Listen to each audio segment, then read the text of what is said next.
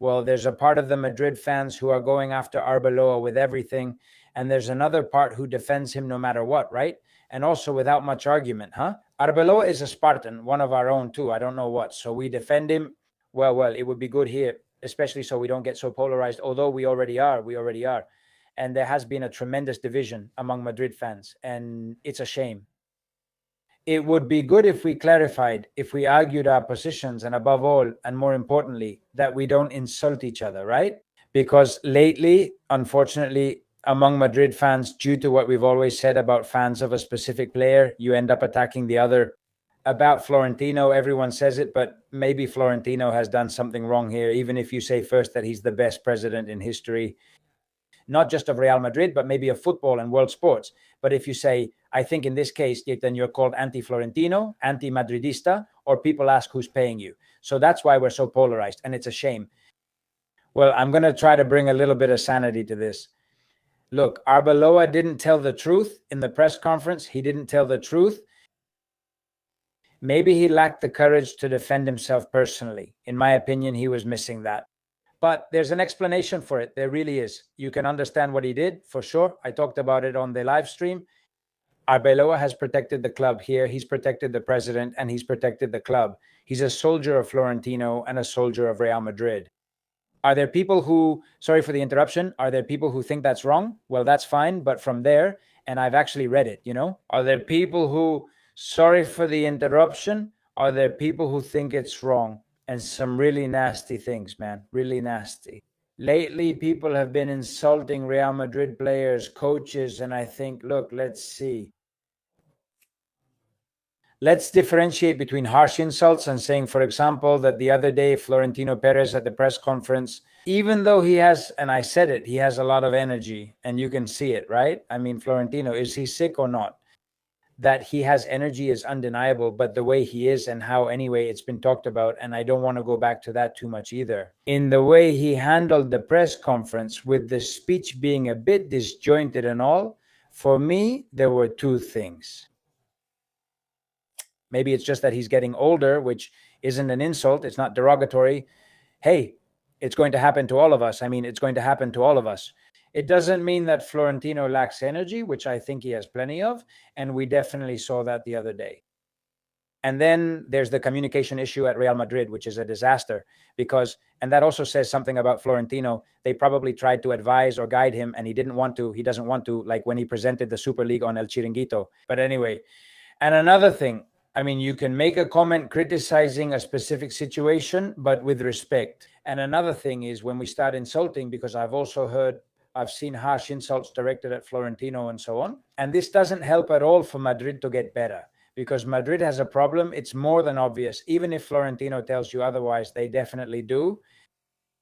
What Arbeloa has done here is come to his defense. Well, not exactly come to his defense, but he did downplay what happened the other day so as not to add more fuel to the fire in the locker room.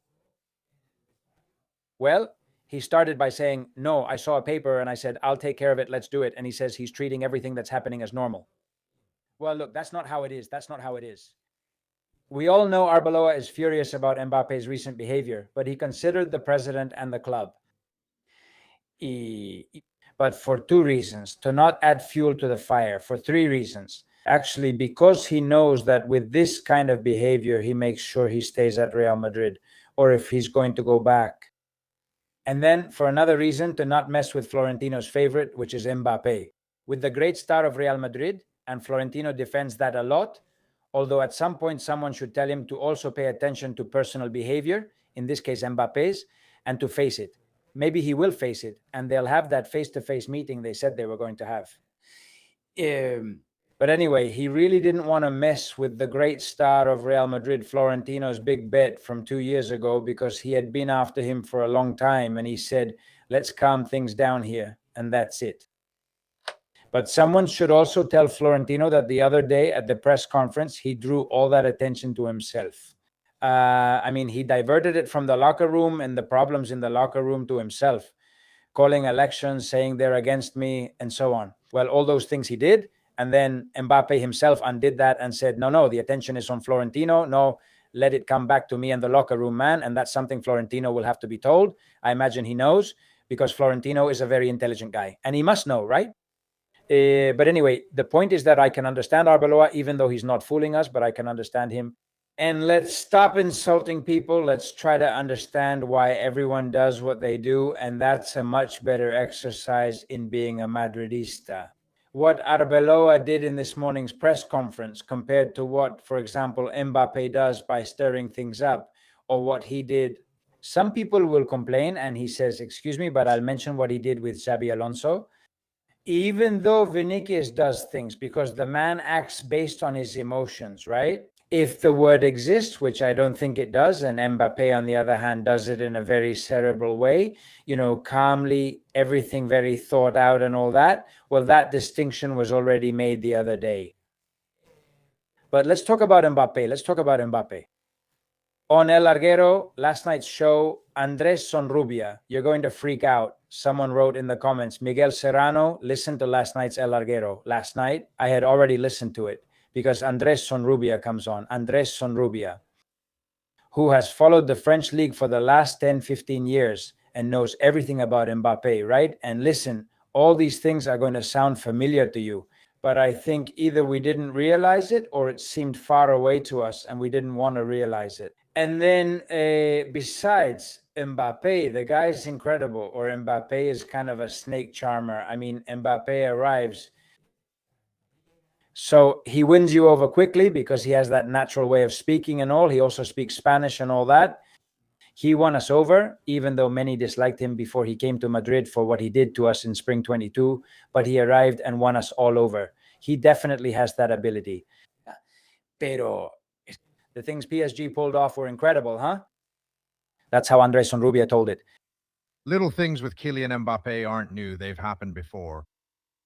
There are many, yes, especially when he renewed in 2022. Well, there are several precedents, right? Off-the-field issues. Let's try to summarize them as briefly as possible. There are quite a few, yes. That's why I'm going to try to summarize it briefly. Well, when he renewed his contract in 2022, when he was very close to joining Real Madrid, he went out onto the field to the Parc des Princes the day he renewed, wearing a shirt that said Mbappé. 2025, but in reality, he renewed until 2024. That's 2 seasons. 2 months after renewing, he sent a letter to Paris Saint-Germain asking to leave in that same transfer window. 2 months after renewing, although PSG, well, kept it hidden for a long time. 2.5 months later, after renewing in 2022, the 2022-2023 season starts, and he refuses to play in the first match of the French league that season in Clermont. In the second match day of that same season, Tietz is involved in a penalty controversy with Neymar, meaning that Neymar was supposed to take the penalty, but Mbappé takes the penalty away from the Brazilian. He also has problems with the coach at that time, Christophe Galtier. On several occasions, he spoke out publicly. He criticized the coach for playing him as center forward, even though he had requested a reference striker during the transfer window so he could play left wing. There was also an issue with the coach at that time who made a feint. He made a move to leave in January 2023, just 5 months after renewing his contract in 2022. Feeling betrayed by Nasser Al-Khelaifi, he leaked it to the media and then denied it in the mixed zone. But was it true that he wanted to leave in 2023? Months later, in that same 2023, he takes away, in quotes, the vice captaincy from his teammate Kimpembe, who has to release a statement saying that no one has taken the vice captaincy from him for Mbappé. In 2023, in April, PSG under Christophe Galtier. Sometimes he publicly complains, saying that he has 100% of the image rights and indirectly makes demands of PSG. Also, months later, in 2023, when he is already in charge with the coach of that team,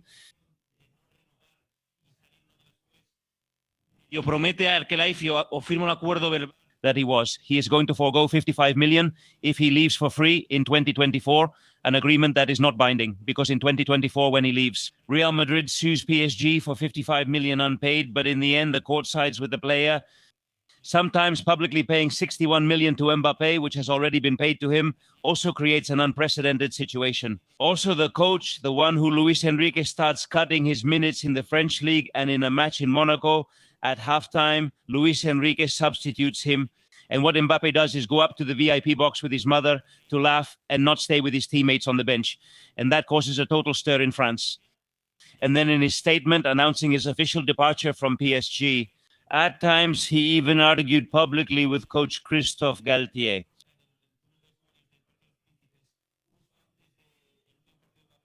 At times he even argued publicly. In fact, it could be expanded on. But to summarize for the listener, these precedents with Mbappé are now being carried over to Real Madrid. With coach Christophe Galtier, at times he publicly expressed himself. That Christophe Galtier, on several occasions with him, it turned out well. Yes, I mean, in the end, we're talking about back then when Christophe Galtier was at PSG. Well, actually, I forgot. I hadn't mentioned this, and I just remembered this is incredible. And the video went viral recently. He becomes the top scorer in PSG's history, holds a press conference at the Parc des Princes, and literally says that if his future depended on the Champions League, he would have left PSG a long time ago.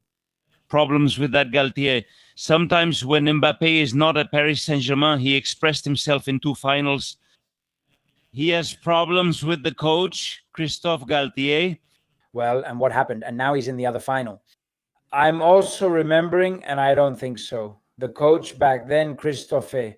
The playing field, there was a play, you might remember, the play was going down the right side for Paris Saint-Germain. Sometimes he expressed it publicly. The coach back then, who was Christophe, 23, and while the play was going down the right, he goes to the left, does this, and stops running. On several occasions, he expressed himself publicly. And now you say it, Miguel and all. Well, look, I admit that maybe that could have happened, but as soon as they started talking about Mbappé possibly coming and all that, we started again, because the brain works in such a way, our mind works in such a way that it's very selective. It forgets the bad things, and then you start remembering the good things, and we've forgotten about this. But what we're seeing now, you compare it with what happened before. Well, we failed to see it. Those were signs that we didn't see or we saw and then wanted to forget. There will be some who say, I didn't forget them. Okay, some indeed haven't forgotten them because maybe their brain works better in that sense. Congratulations. But of course, now we ask ourselves the following. Will Mourinho be able, will the one who comes be able to stop this? Watch out for what these guys from Le Journal du Real are saying. The video is there. They speak in French. It's 3 minutes long. I'm not going to play it. But here they summarize it and say Mbappe's entourage indicates that he would be delighted to stay at Real Madrid for 10 years. Given everything that's happened, they are now reviewing strategies for a possible future departure, including interested clubs and projects. And that's what I'm getting at. Are you guys willing? What a pain. And now we have to put up with this.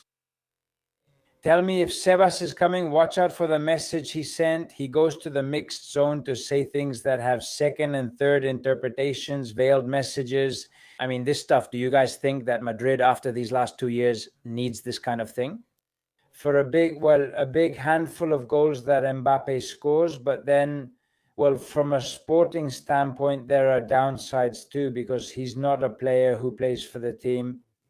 Even if he scores a lot of goals, that difficult balance, are we willing to put up with it? Because I remember that years ago, we used to say, no, Cristiano is a special guy and all, but nothing to do with this, please. But absolutely nothing to do with this. Cristiano was a completely different case. He never had this many issues. In 2017, before leaving in 2018, he was already considering leaving. In fact, in 2013, he also said he wasn't happy. Let's remember that too. But it wasn't like this. And it wasn't so Machiavellian or so strategic either. Mourinho will manage, because it's already clear that Mou is coming. He'll manage to deal with this. What do you think? Leave it in the comments, because if not, we're screwed. If not, we're screwed. And then knowing that he's the footballer protected by Florentino, why is that? Because Florentino, more than protecting a person just because, protects a product. A great product. Mbappé, in that sense, is a huge marketing draw. A lot of things that have to do with business at Real Madrid.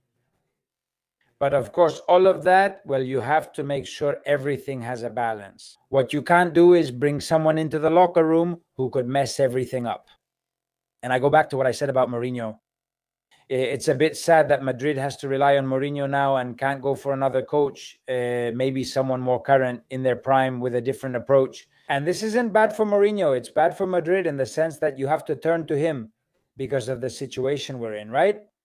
But that's why, and I said it on the live stream, I'm not against signing Mourinho. In fact, I think it's the most necessary thing right now for Real Madrid because of the situation in the locker room. Because if there's something the Portuguese coach has to fix, it's that locker room. To make it cohesive again, to get everyone on the same page, to remove the bad apples and all that toxicity, rip it out at once. And then you get someone who comes in with his little playbook, like Xabi Alonso again, wanting everyone to press and do whatever. They're going to send him packing just the same. Mourinho should start there, then deal with the football side. But with that issue with Mbappé, it's not going to be easy for him to handle either. Because the other one is very smart and very complicated. Very smart and very complicated. Hey, can you imagine if Mourinho comes and after 1 or 2 months he says, I can't deal with this guy, and he starts leaving him on the bench and all that? Careful, even Mourinho himself might not be able to escape. But well, let's hope things go well, because if not, oh my goodness. Anyway, I hope everything goes well for you. Give a like if you enjoyed this video. Please subscribe to the channel, comment, share, and I'll see you in the next one. Bye.